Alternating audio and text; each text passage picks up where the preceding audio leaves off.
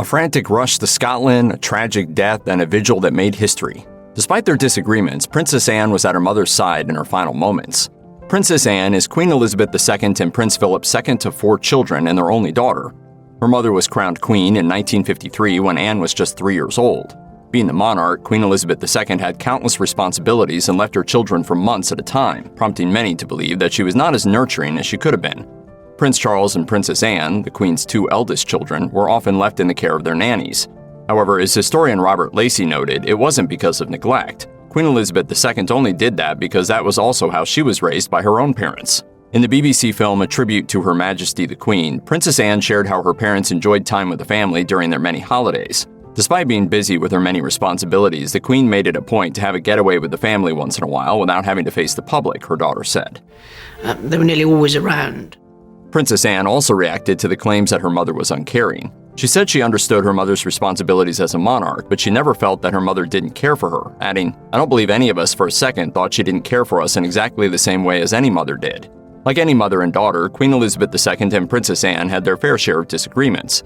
Despite her many responsibilities as a royal, Princess Anne revealed in a 2018 BBC special titled The Queen, Her Commonwealth Story that she doesn't enjoy the publicity that comes with them, asking, How many people enjoy walking into a room full of people that you've never met before? Princess Anne said that it became easier over the years, but it's something that she doesn't always look forward to. According to People, Queen Elizabeth II also struggled with coming to terms with Princess Anne's divorce from her first husband, Captain Mark Phillips, in 1992. In 1989, it was revealed that Captain Phillips had an extramarital affair in 1985 that bore a child, and his divorce from Princess Anne was finalized in 1992 after 20 years of marriage.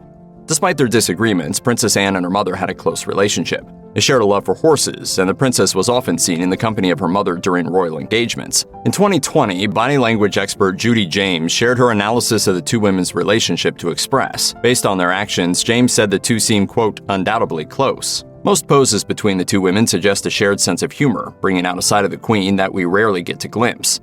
Days after Queen Elizabeth II's death on September 8, 2022, Princess Anne released an official statement on the royal household website.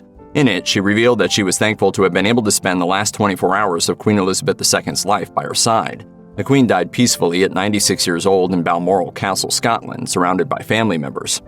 Queen Elizabeth was a life well lived. The Queen made her final public appearance just a couple of days before her death. Prior to that, she had problems with mobility and had been using a cane for months. Princess Anne thanked her mother for her service, writing, "We may have been reminded how much of her presence and contribution to our national identity we took for granted."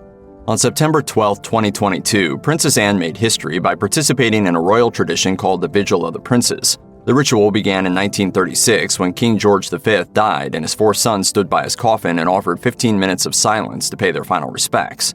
It has been a tradition ever since, but Princess Anne, dressed in her military uniform, was the first princess to participate in the tradition. She stood guard by her mother's coffin for 10 minutes, together with her siblings Prince Andrew, Prince Edward, and King Charles III.